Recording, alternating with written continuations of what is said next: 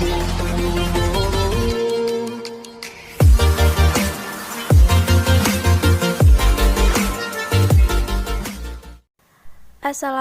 warahmatullahi wabarakatuh.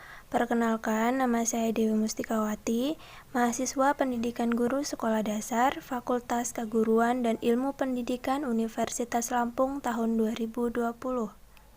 Pada kesempatan kali ini, saya akan membahas tentang apa saja hak dan kewajiban warga negara Indonesia. Yang pertama yaitu pengertian hak. Menurut Dr. Notonegoro, hak merupakan kuasa untuk menerima atau melakukan suatu yang semestinya diterima atau dilakukan melalui pihak tertentu dan tidak dapat dilakukan oleh pihak lain manapun juga, yang pada prinsipnya dapat dituntut secara paksa olehnya. Jadi, maksudnya hak merupakan sesuatu yang mutlak untuk kita terima, yang tidak bisa diwakilkan oleh pihak manapun kecuali diri kita sendiri. Yang kedua yaitu kewajiban. Menurut Dr. Notonegoro, kewajiban berasal dari kata wajib. Wajib sendiri merupakan beban untuk memberikan sesuatu yang semestinya dibiarkan atau diberikan melalui pihak tertentu, tidak dapat oleh pihak lain manapun, yang pada prinsipnya dapat dituntut secara paksa oleh yang berkepentingan. Nah, biasanya kewajiban ini kita kerjakan atau kita laksanakan terlebih dahulu sebelum menerima hak, atau setelah kita menerima hak, kita akan melaksanakan kewajiban. Yang ketiga yaitu warga negara. Menurut KBBI tahun 2002, warga negara adalah penduduk sebuah negara atau bangsa berdasarkan keturunan, tempat kelahiran, dan sebagainya yang mempunyai kewajiban dan hak penuh sebagai seorang warga dari negara itu. Oke, next kita ke hak warga negara Indonesia. Yang pertama, setiap warga negara berhak mempertahankan wilayah Negara Kesatuan Indonesia atau NKRI dari serangan musuh. Terdapat pada pasal 27 ayat 3. Yang kedua, setiap warga negara berhak atas pekerjaan dan penghidupan yang layak. Pasal 27 ayat 2. Yang ketiga, setiap warga negara berhak memperoleh pendidikan dan pengajaran. Pasal 28C ayat 1 dan pasal 31 ayat 1.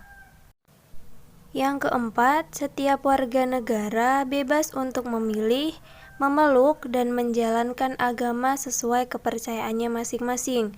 Pasal 28E ayat 1 dan pasal 29 ayat 2. Yang kelima, hak untuk bebas dari penyiksaan atau perlakuan yang merendahkan derajat martabat manusia dan berhak memperoleh suaka politik dari negara lain. Pasal 28G ayat 2. Yang selanjutnya kita masuk ke kewajiban warga negara Indonesia. Yang pertama, wajib menjunjung hukum dan pemerintahan dengan asas persamaan kedudukan dengan tidak ada kecualinya. Pasal 27 ayat 1. Yang kedua, wajib menghormati hak asasi manusia orang lain dalam tertib kehidupan bermasyarakat, berbangsa dan bernegara. Pasal 28J ayat 1. Yang ketiga, wajib tunduk kepada pembatasan yang ditetapkan dengan undang-undang dengan maksud menjamin pengakuan serta penghormatan atas hak dan kebebasan orang lain. Pasal 28J ayat 2. Yang keempat, wajib ikut serta dalam usaha pertahanan dan keamanan negara. Pasal 30 ayat 1. Yang kelima, wajib mengikuti pendidikan dasar dan pemerintah wajib membiayainya. Pasal 31 ayat 2. Selanjutnya ada hak seorang anak ketika di rumah, antara lain hak mendapatkan kasih sayang terhadap orang tuanya, kemudian mendapat bimbingan belajar, mendapatkan hak untuk bermain, dan masih banyak lagi. Kemudian ada contoh kewajiban anak ketika di rumah. Yang pertama, menjaga kebersihan rumah.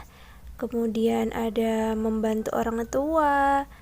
Lalu ada saling menghormati antar anggota keluarga, membahagiakan orang tua, patuh kepada orang tua, dan masih banyak lagi. Lalu apa ya hak seorang anak ketika di sekolah? Yang pertama, berhak mendapat bimbingan dari guru. Yang kedua, berhak untuk berpendapat. Yang ketiga, berhak mendapatkan materi pelajaran, dan masih banyak lagi. Kemudian ada contoh kewajiban anak ketika di sekolah. Yang pertama, ada menghormati bapak atau ibu guru.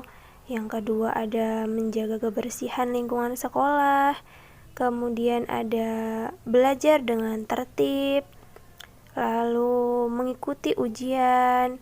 Kemudian yang terakhir, ini yang paling penting nih, selalu mengikuti upacara bendera. Nah, siapa nih yang masih suka bolos? Kalau yang masih suka bolos, berarti sama saja dengan melanggar kewajibannya.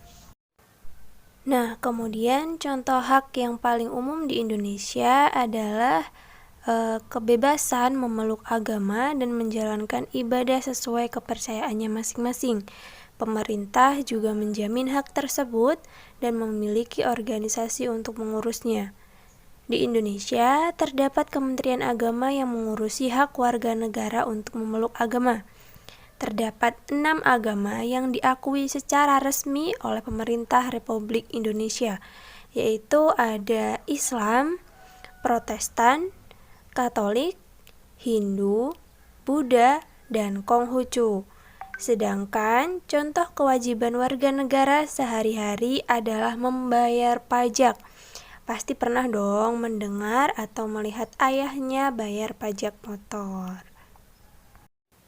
Nah, dari uraian di atas atau contoh di atas dapat diambil kesimpulan bahwa setelah kita menerima hak, kita harus melaksanakan kewajiban. Begitu juga sebaliknya, jika kita sudah melaksanakan kewajiban, kita bisa mendapatkan hak. Mungkin sampai di sini saja pembahasan tentang hak dan kewajiban yang dapat saya sampaikan. Apabila ada kurang dan kelebihan, saya mohon maaf, dan kepada Allah saya mohon ampun. Saya akhiri, wassalamualaikum warahmatullahi wabarakatuh.